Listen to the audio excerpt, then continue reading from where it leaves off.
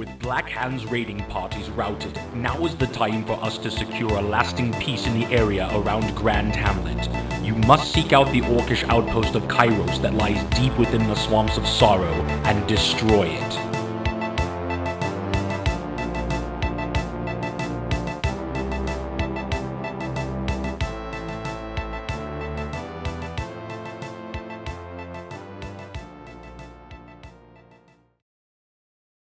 No, just kidding around. Hey, before I get into the actual video of the run, kind of wanted to give a little bit of a prerequisite presentation, if you will, for like players that are brand new or to players that don't really do combat but they want to. Yeah, just kind of a rundown of what you need before you enter. So first you want to do like the blanded quest line, which is the beginner stuff. You also want to do all the generations. It's pretty important, not just for like gaining levels, because you get 20,000 levels for doing all that, which is a ton. But also you get gear, and gear that you're going to be using in Crom, and your technique cards. Those are pretty big too. Your 15 level combat skill, or 1500 combat skill level,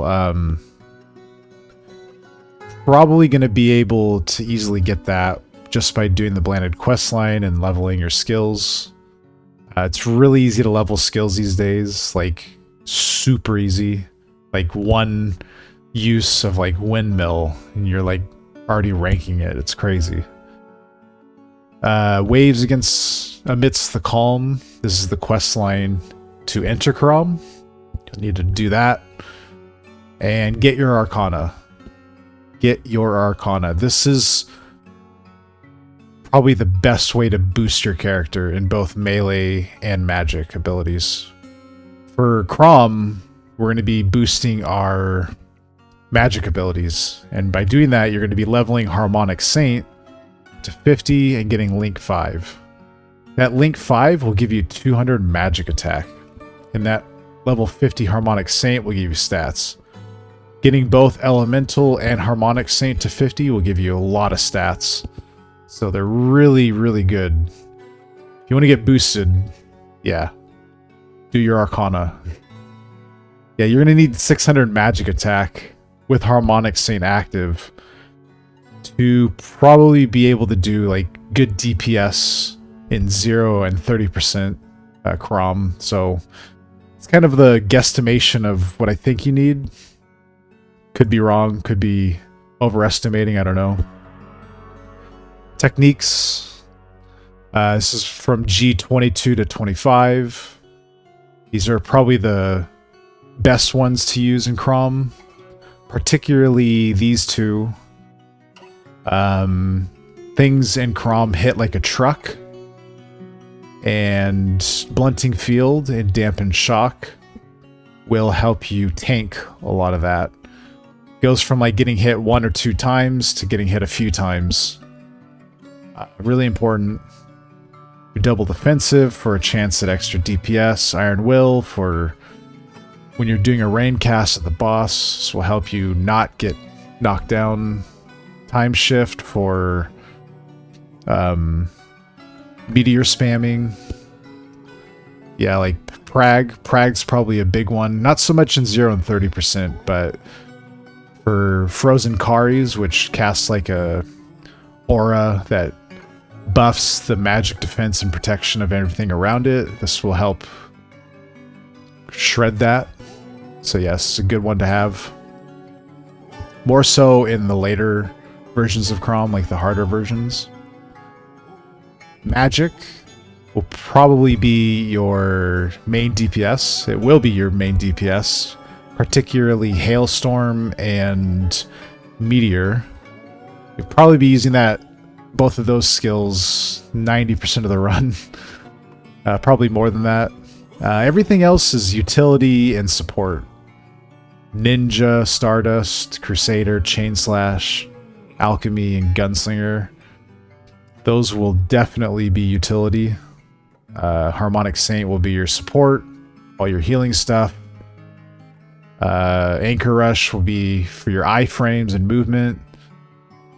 Death Mark and Chaser will be able to contain mobs, keep them together.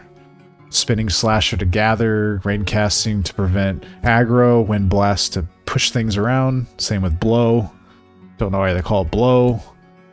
Divine Link, you're going to be using that a lot to help with aggro. Minimum items needed. So your blossoming memory items, these 4, you'll get in Blanded. So you don't need to worry about trying to find these from other places. You'll already have them doing the Blanded quest. It's great. You get them for free. Guard Cylinder you can just buy from any NPC shop that sells alchemy stuff. Couple thousand gold, very cheap. It's great. Celtic Druid Staff. You'll find these on the auction house for like 800k to 1 million gold. Seems like a lot of money if you're new to the game. It's not. Again, if you do the Blanded quest, you'll get a couple checks for 600k, so it's definitely a very affordable weapon to have. I want you to upgrade it. Particularly take the red 5 approach as opposed to the blue stone approach. So rank it to redstone 5. Some people might say go blue stone. By a few people, I mean like 3. Maybe like 3 or 4 people say that. Maybe their arguments are good, I don't know. But I'd say just go redstone 5 for the critical damage. And yeah. Your ego. Basically, you want to ego your staff. Get staff amplitude, which is the top one in the exclusive tree. Main point being your hailstorm charge time will be halved. In order to get 5 charges, it'll take half the time, which is important because this is going to be your DPS. It also gets splash damage, which is great. If you want to go all the way to level 63, I mean, it goes up to level 100, but if you want to go 63 to get the ultimate, this will help with Fireball and Thunder. With 1 cast, it'll get you to 3 charges as opposed to 1. So it's really helpful with Thunder and Fireball. But yeah, staff amplitude, good. Pets. Don't need any special pets. All we want are just pets to Divine Link to. Just to take aggro. We're not debuffing in 0 or 30%, so just get the pets that you get from quests or events. This is the map of Crom.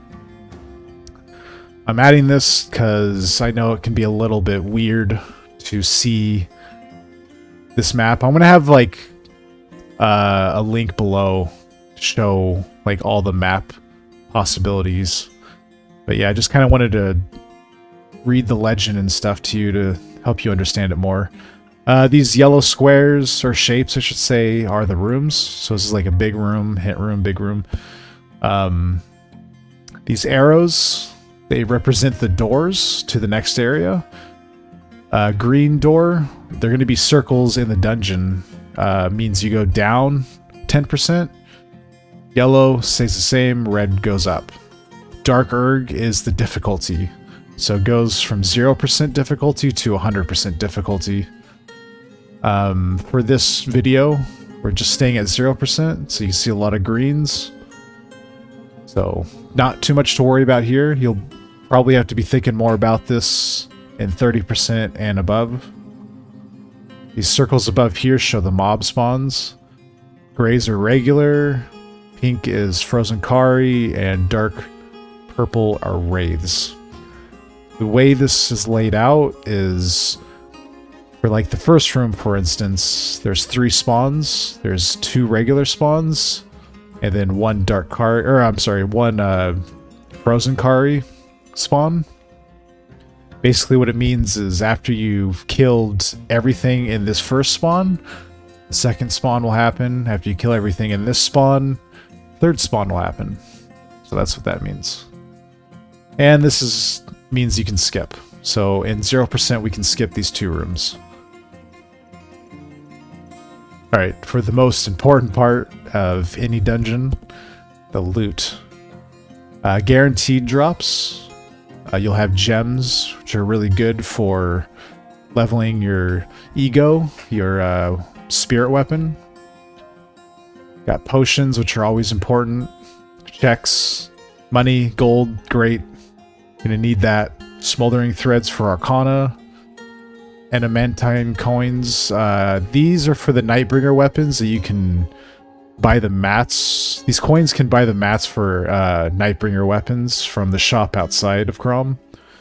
For 0 and 30%, you're not going to have to worry about this. They don't give... I think you get like 1 coin in 0% and like 3 and 30 or something. It's really bad. So don't really worry about that too much. What you want to pay attention to is this. Pallid enchant and grumpy cat marbles.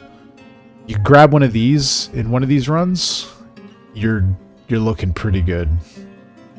Pallid, which probably has an abysmal drop rate. You get one of these, you're getting over 2 billion gold on the auction house or a trade. It's a lot of gold. You'll be pretty well off if you get one of these. Probably more readily available in the dungeon are these grumpy cat marbles, which make a piercing accessory. I know people are trying to buy these too, so they will sell.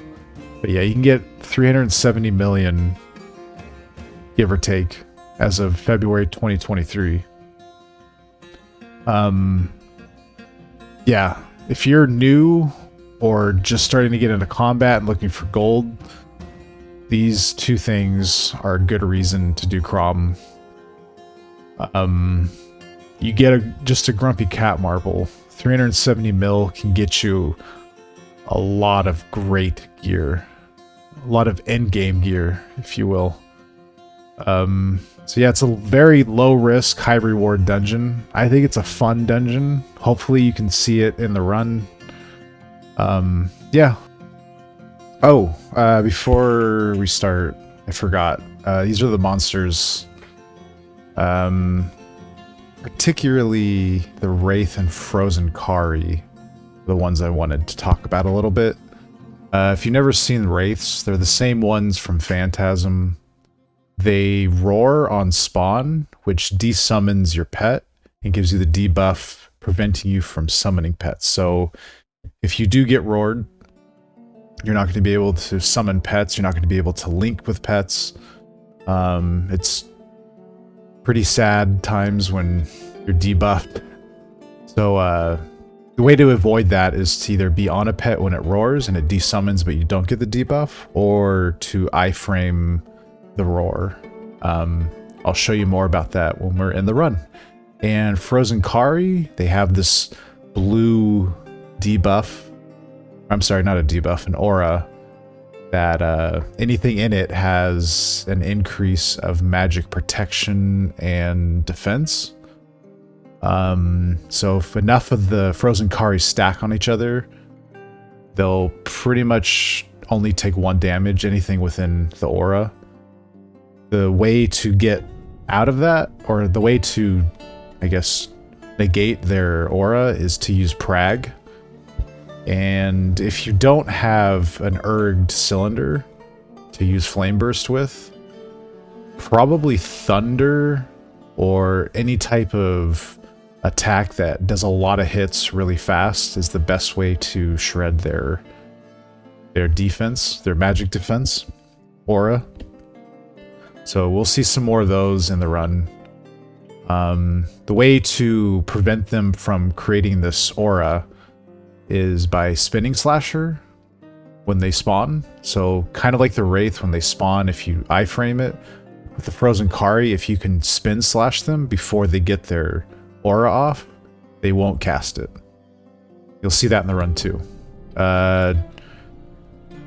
Slimes, half health, they'll have like an explosion timer. I think it's like, I don't know the exact time, but I would say it's like 10 seconds before they explode, maybe a little less. These are like melee ones. Disciples will fuck you up, especially if they're gunner variant.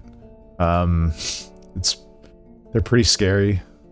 These guys will puppet snare, so watch out for that. These guys will go to a bell. Actually, in the run, one Lion Dog does hit a bell, and it spawns pursuers, which is another group of mobs. So I'll point that out when it happens. And the Gwalgoffs basically stun lock you with a melee hit, and it's annoying, and they'll probably kill you if they do stun lock you, or at least you'll go deadly. So yeah, I just wanted to mention the monsters real quick, just so you have an understanding of what you're up against.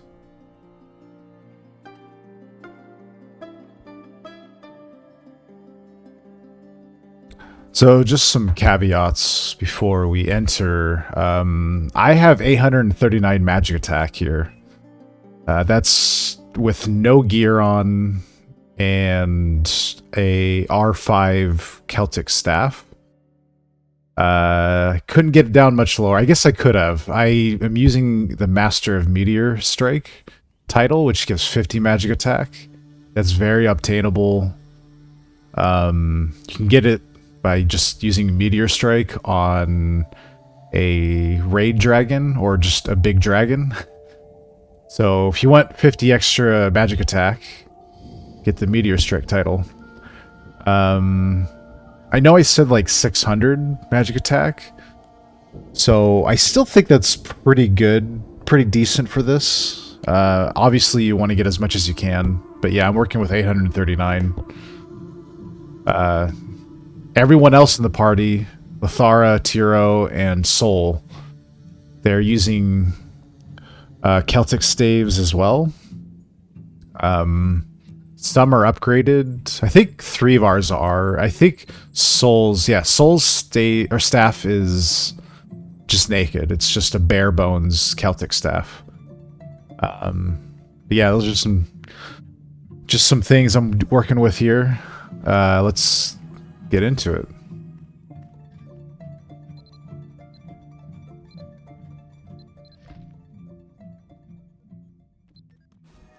So pretty much immediately I just start divine linking. You want to divine link to your pet, so aggro goes to your pet, and basically this first floor we're just using Hailstorm. It's pretty much just DPS till they're dead. Remember that if you're looking at the map right now, it's 3 spawns. So this is the first spawn. The second spawn will be regular mobs as well. So there you go. Regular mobs. Roanons and Disciples. Lithara uses Ninja or Shadowbind, and it keeps them in place. We'll be using that a lot here. So this third spawn, which is coming up soon, is a Frozen Kari. It's 1. And when we get down to the last mob, you'll see us start preparing Spinning Slasher in order to Spin Slash that Kari. But yeah, another Shadowbind, keep them in place since they're all together. Great. There's the load of Hailstorm, which takes a while. You can use a Snapcast, which is great. I didn't use it there because I was still cooldown. There's the Spin Slash. We grabbed the Kari. Didn't get its debuff off, so great. They are shadow bound, and I used a fireball since they can't go anywhere. Back to Hailstorm. There's a meteor. Meteors do a lot of damage, if you didn't know. You'll be using it quite a bit. I don't even actually use it until the boss in this run for some reason. But you'll see a lot of meteors pretty much take out large groups of enemies for massive damage. There's the green circle, like I said. So since we're doing 0%, we started at 20 darker, and now we're at 10. You can see in the middle right side of the screen, the darker level. So here, we're doing with regular mobs, and we're going to have Dark Karis next, so we're going to get Spinning Slasher ready again. There's the Kari. He spun slashed. Is it spin or spun? I don't know. Spin slashed. And didn't get its debuff off. Go back to DPSing. See Shadow Bind again. Great. Love to see it. DPS, DPS, DPS. And since we can skip this room, we don't have to do the hint stuff. Instead, we just get into the green door and go to the third level. So this one is just regular Kari and... I'm sorry, regular spawn and Wraith. So you can see there I use Deathmark to try to use Chaser. Since they're shadow bound, they didn't collect. But that's okay. Shadow bind's just as good for what we're doing. So right there, on the far right side of your screen, you'll see a dog at the corner of the room. They hit a switch, and it made all these pursuers appear. So that's why you gotta watch out for the dog. Hero tried to stop it, but couldn't, but good try. And it spawned a bunch of mobs. Luckily, I was able to get Spin Slash off, grabbing most of the frozen Karis except for one. Meteor took care of many of them, at least took their health down a lot. There's the aura about the Kari, but it's only one, so wasn't a big deal. Got rid of it first. And it's back to just DPSing. You probably want to prioritize Kari if they do have the aura. As far as like priority to kill now, I'd say Kari with the aura is primary. Secondary would be Wraiths if they are spawned. So there's a Wraith. There you go. I got roared. You can see on my buff debuff list the Phantom's Roar, which means I can't spawn pets. Soul there was on their pet and is able to spawn pets since they were on their pet. Back to... Yeah, I would say like Wraiths are probably the second thing you should prioritize over after Kari with Aura. After those two, probably Disciples, because they are the scariest in terms of damage.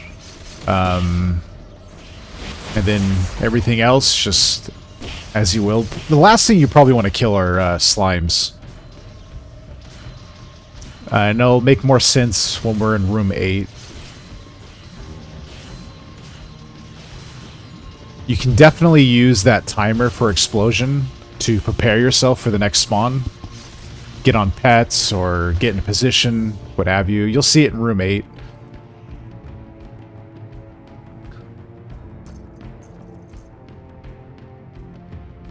I'm remarking that the doggy hit it.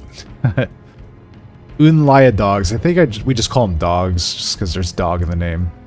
So you can skip this room. This is the 4th room. It's like a castle defense type game where you have 16 waves of enemies. They make their way down to a bunch of prisoners that were taken captive by the evil team. And if 10 enemies get into the circle, you fail this part. But it's okay, because we're just doing 0%, and once 10 of them enter, we'll get a room, we'll get a green room. Once you're doing harder difficulties, you have to clear this, but for the sake of 0% and 30%, don't need to. Next is a small room again, and it's a regular spawn followed by a Kari spawn, so we just DPS here. See, I Deathmark and then Chaser to bring them together, which is great. Shadowbind. Shadowbind helps with keeping them in place. You can only gather 9 with Shadowbind, so some of them don't get caught. So here we go. Spinning Slash, grab the Karis, and no debuff. Great. Deathmark again, try to give them in place. Get hit by their magic. So you can see I have a Mana Shield on too. It helps tank. Should probably have Mana Shield on at all times in here. It's a pretty good way to take a couple extra hits. The only problem is if you get hit for all your mana, you're without mana. So a lot of these rooms are going to be sepia tone. I'm going to get into that later. It has to do with like your Crom Bas info. But just for the sake of time, just know that sepia tone rooms means you can't use potions. And the way to fix that is to gather info in each room by sitting at the fires.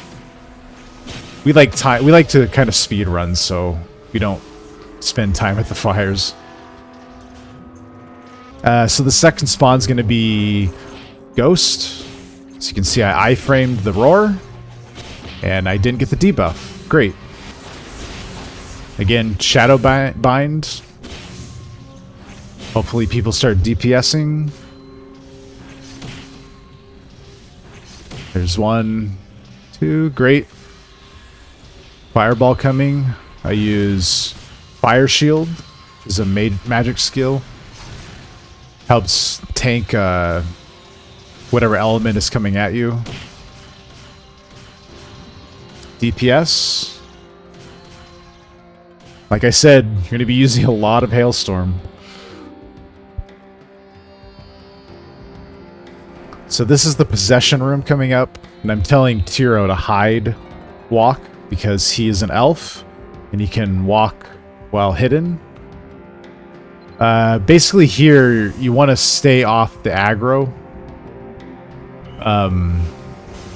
And it's like, so Tiro, the reason I'm telling him to walk, he's going to go to 3 red circles, and you can think of him holding like a football, and he has to take the football from one red circle to the next, and then to the third one, and that's complete.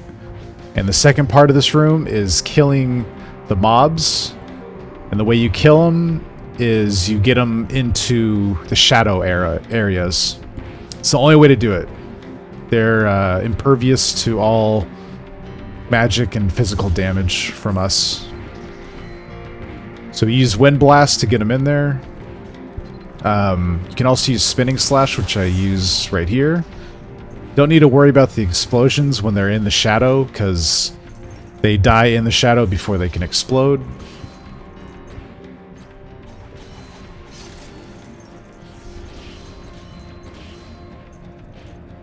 Gathering some Dorka, getting hit, which is great. Iframe the Wraith Roar. Wind Blast to the shadow area. Tiro grabs him with Spinning Slash. Good job, Tiro. Gets a little bit of Dorka from him. Dorka management is pretty important. You can see I have 2 Dorka right now. You should always try to farm Dorka whenever you can. The possession room, the room we're in right now, is a pretty good place to do that.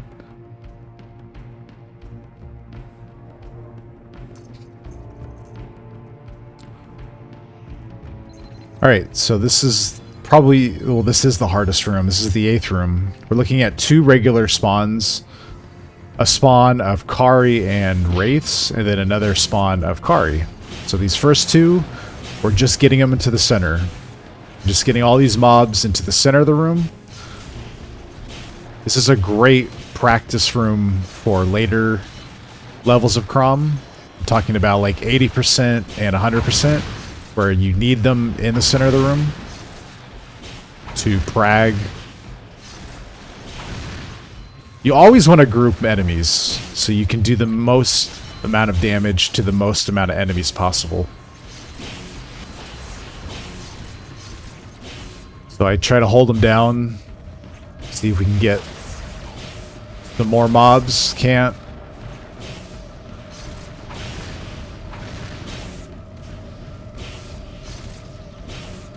Just seeing what's happening right now.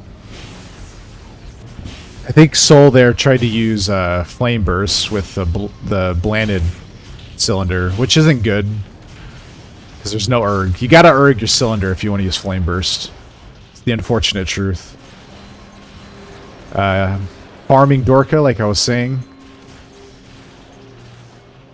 It's always good to have. If you don't have Dorka, you can't use your Chain Blade, and you lose all that utility. Sad.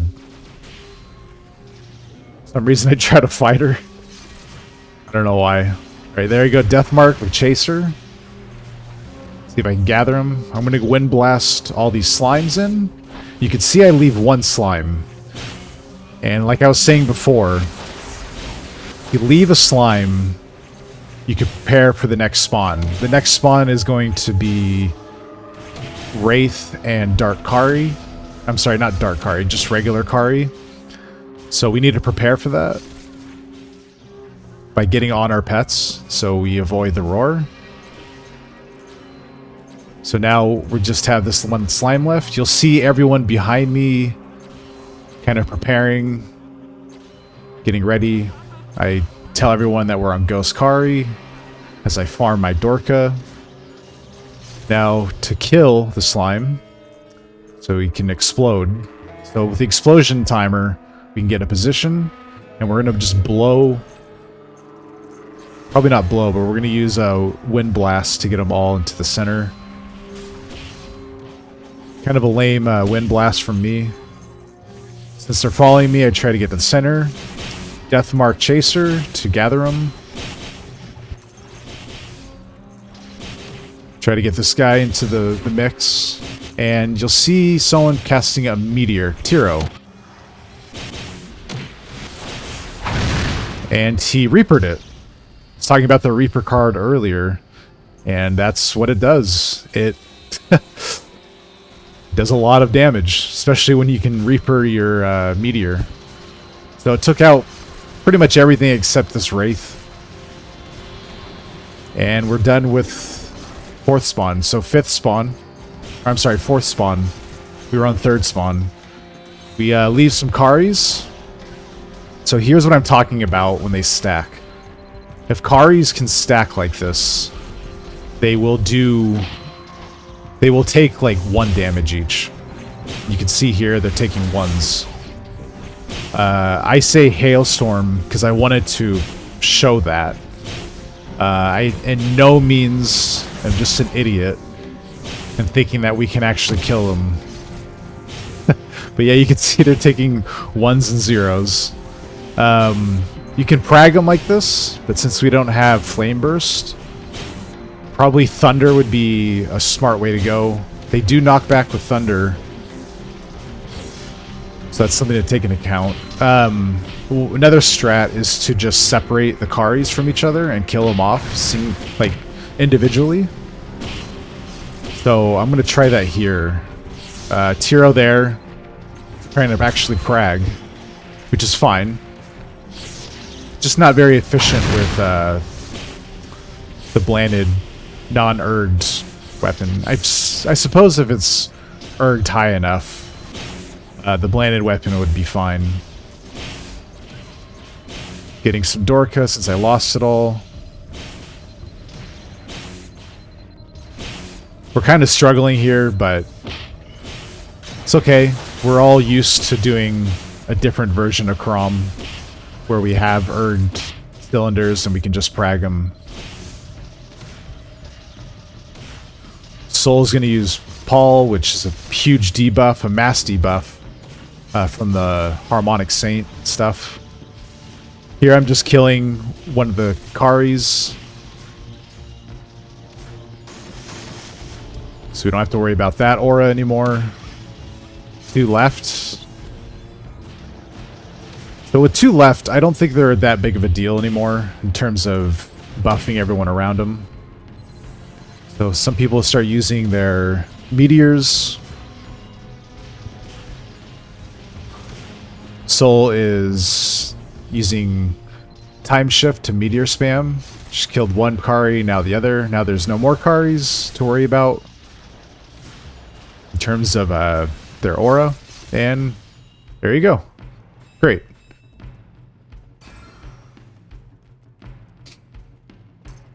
Boss time. So basically in the boss, you want to get rain off immediately in the big room. And you're going to be fighting Irisan in the small room. So this big room, we need to get rain off. I say I'm going to go rain. Now, the hard part is trying to get rain off without having ego. If you have an ego, your rain takes half as long. And you can see here, I don't get it off. So we're going to have someone else come and do it. If you can't get it off, just say I didn't get it off. Someone else try. Tiro's going to try. The main part that I want to emphasize in this room is just to keep moving. Irisan will always have these red circles form. As you can see, it killed Tiro, but he did get the rain off using the Harmonic Saint Phoenix Feather, which is great. Res at a distance, and it's really fast. So now that we have rain, we have to kill Melcy and the 2 dark Karis that are here. The reason being is Melcy and any dark variant of a monster in this game is impervious to rain. Rain, I guess if you don't know what rain is, it prevents creatures from aggroing. So you can see a dark Kari ran up because he can't be rained. J5 messaged me, and I'm being an asshole and ignoring him. Sorry, Jay.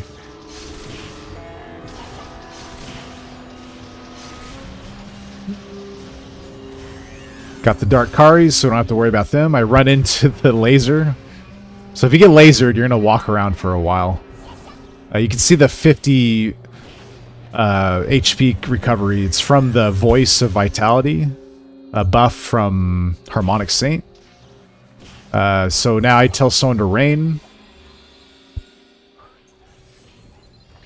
Pretty much at this point in the fight, you're fighting Irisan in this small room, and you're keeping rain up. I Brio myself to get rid of Irisan's physical protection. Only takes about 5 hits, which is fine. I go try to rain, but Soul's there, which is great. Soul kind of carries with the rain, I think, in this run. Tiro as well tries. I try to get Irisan's aggro back into the small area.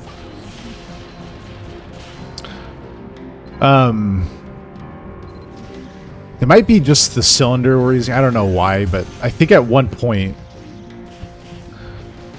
a regular Kari gets out of the rain. I don't know why.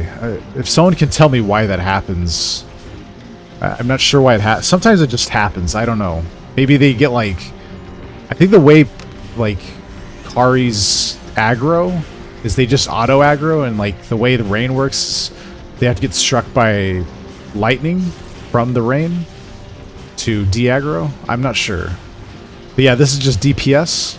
At 75%, actually the Magic Cauldron, which happens at 90%, turns you into fun objects, like a gingerbread man or a bun, like I am. What we try to do is have the Magic Cauldron turn us into that, but also get to 75. And 75 is the hit check. 320 hits, we got a hit. The way we do it is we use guns and just spam gun. You can use wave the gun or just regular attack. And you also get a pet out. And you shift, click on Irisan for the pet to auto attack it. We pass that. If you fail the hit check, you all wipe. And if you don't have a way to resurrect with like Defiance or a Phoenix pet, you wipe. The run's gone. So it's a little hectic. So try to stay calm and just do it. With the Magic Cauldron, if you wanted to avoid that, there's a cauldron on the opposite side of where we're at. And basically you just have someone click it. And it takes like 10 seconds or 20 seconds. And you pass that. But we just let the cauldron take us. As long as you're moving around, you should be okay. Just like right now, we're just running around, avoiding Irisan's attacks. Just keep moving. Even when thundered like this. So here's that Kari I was talking about, which is strange. Not sure why it happens. Hopefully someone can answer that for me. Someone that's better at the game than me, which is a lot of people. That attack, that swipe attack, when Irisan teleports and swipes, if you get hit by that, you get debuffed. And if you get hit by it again while debuffed, you auto-die. If the Kari gets out of the rain just like that, like it just did, you wind blast it in, or you hit it once, let it follow you in, and then you use Crisis Escape to get away from it. Or to de-aggro, I guess. Back to DPSing at 50%, we'll hit the minigame.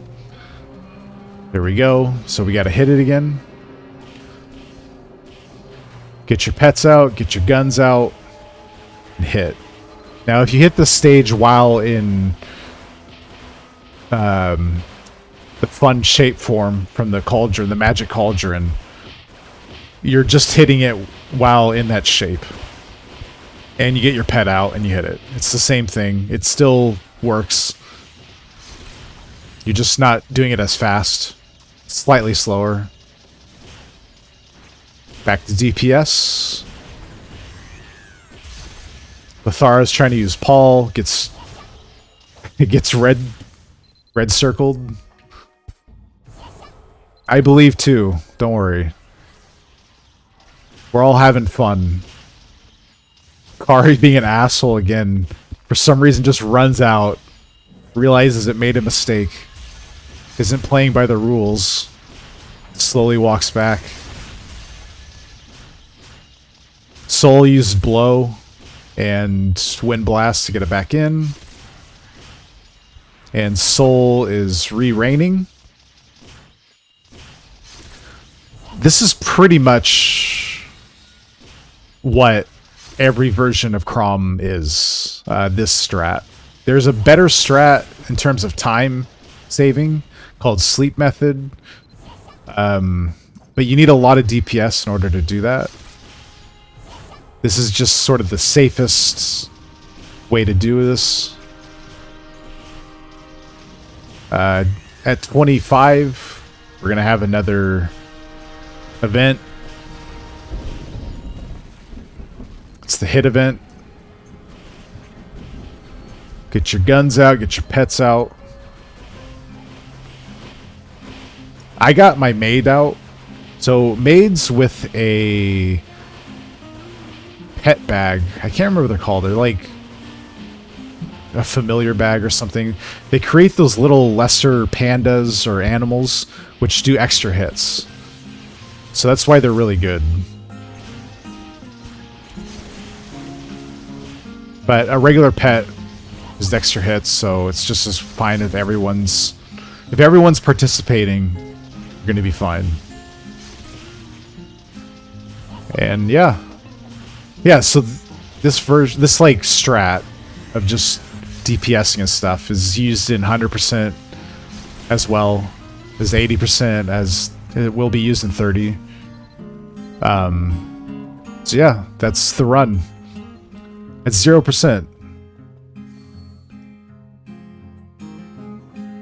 It'll take a little bit of practice, but like anything in life, you know, it's hard at first, and it just gets easier the more you do it. So if you and your friends are looking for something to do in Mabby, or maybe you're just starting out, I think this is a really good way to get going in the game as far as like combat goes. Alright guys, I'll see you later. Peace.